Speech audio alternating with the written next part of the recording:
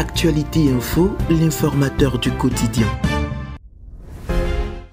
Le week-end du 19 août au 20 août 2017 a été particulièrement tendu au Togo. Des manifestations simultanées organisées par un parti de l'opposition, notamment le Parti national panafricain PNP, dans plusieurs villes du pays ont tourné à un affrontement avec les forces de l'ordre. Bilan officiel, 2 morts et des dizaines de blessés.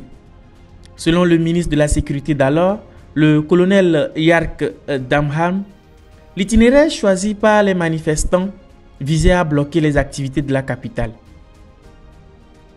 Justement, dans la capitale, des milliers de manifestants avaient répondu à l'appel du Parti national panafricain, vêtus pour la plupart de t-shirts rouges, la couleur du PNP.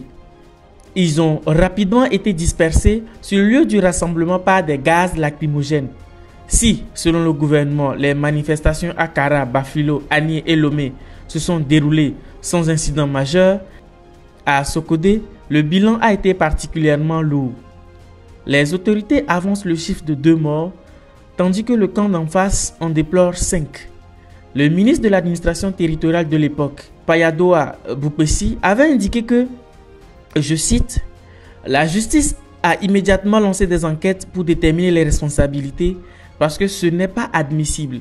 Il y a eu 57 blessés du côté des forces de sécurité et 20 du côté des manifestants, plus 2 morts.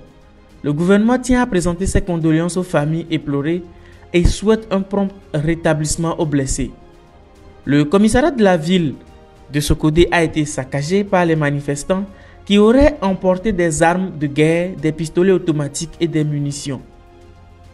Selon les observateurs, le PNP vient en un week-end de s'imposer comme acteur important de l'opposition togolaise. Sans avoir jamais participé à une élection majeure, sans aucun député à l'Assemblée nationale, le PNP est manifestement devenu le premier parti dont le pouvoir a eu peur au Togo, a indiqué Guéry Tama, président national du Net.